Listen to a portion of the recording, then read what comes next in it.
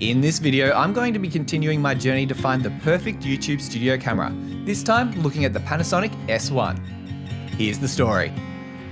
The Panasonic S1 was released in March 2019 as Panasonic's first full-frame mirrorless camera, along with the Panasonic S1R.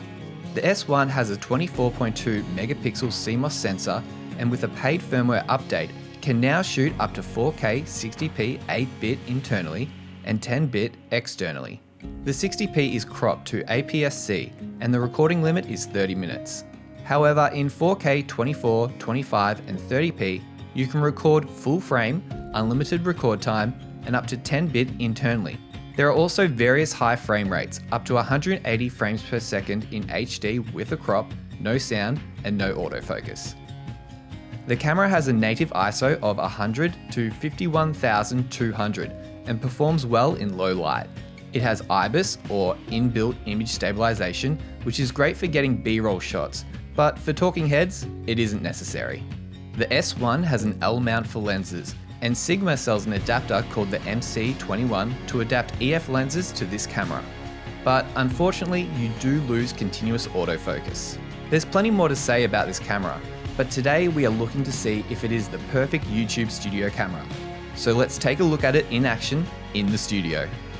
And here is what it looks like in the studio. Currently we are recording in 4K, we're shooting 25p, 10-bit, and we're also recording in Vlog. So the ISO is set to 4000 because in the Panasonic S1, when you're shooting in Vlog, you can either go between the native ISO of 640 or 4000. And you might be thinking, what is native ISO? That means shooting at this ISO, it will give you the cleanest image and the most amount of dynamic range. If you need a little bit more information, I've done a video already about this, which you can check out on this channel. We're using the Lumix 24-105 f4 lens as well. So f4 is the most amount of light that can go through this lens. And have a look at the background. Let me know, is it in focus enough? Is it out of focus enough? Is it giving you the look that you would want in your studio? Let me know in the comments. If you've done any research into the Panasonic S1, you've probably already come across the fact that it's not great at autofocus. So what I'm doing right now is I'm just recording in manual focus. Through the app, I can select a focus point, I can then hit AF, and then it will get me in focus, which is really handy. I'm not talking to camera and holding things up, expecting the camera to go into focus. I'm just talking directly to camera, so I'm not really needing that continuous autofocus for these type of studio pieces. But just to show you what I'm talking about, we'll flip over to it now. And now we're in continuous autofocus mode. I'm in one area autofocus and there's a square right about here on the camera. So anything that's in this position should be able to go in focus. So for example, if I hold this up, then the camera should get it in focus.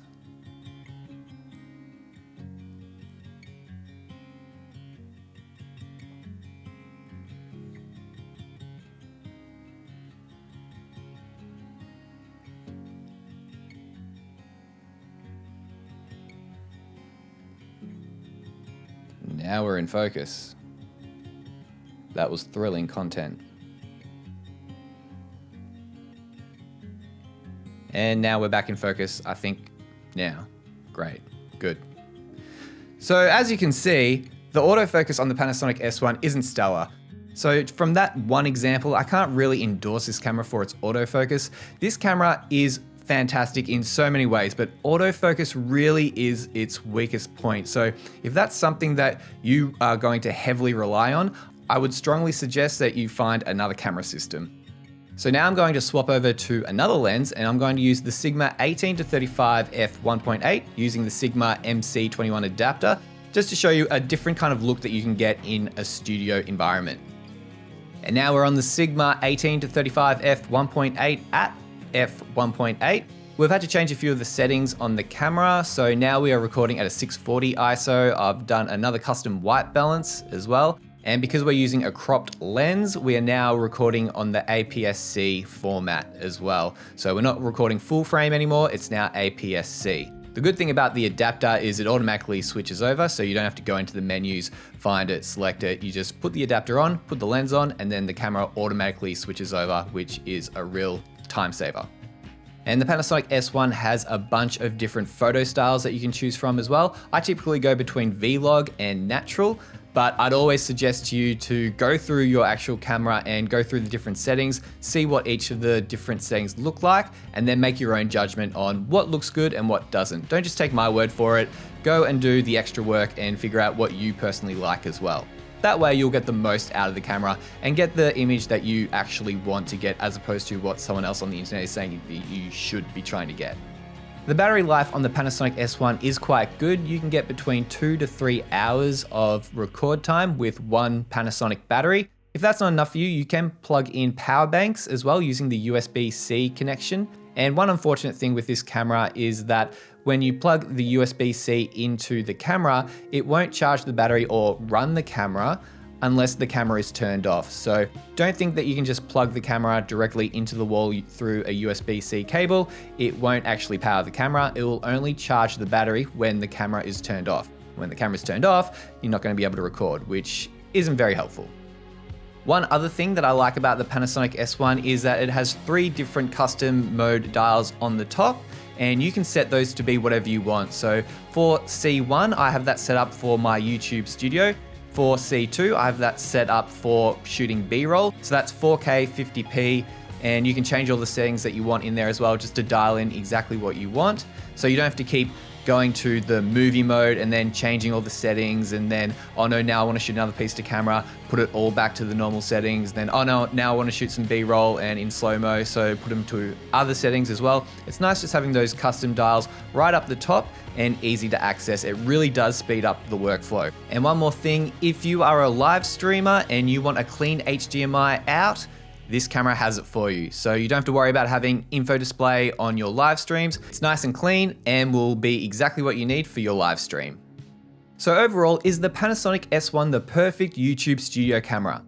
No, it's not. It is a really good camera. It ticks most of the boxes except for one, and that's autofocus. So it does shoot 4K, which is something I look for. It does have a great image. I really like the image that comes out of the Panasonic S1. You can shoot 10-bit internally to the camera, to the cards. You don't need an external recorder.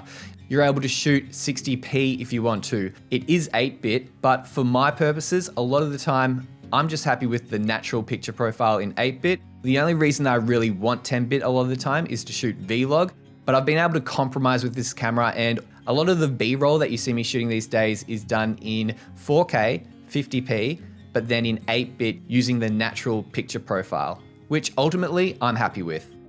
I really like the Lumix Sync app as well. It allows you to record, change your shutter, change your exposure, change your ISO, change the picture profile, start and stop record.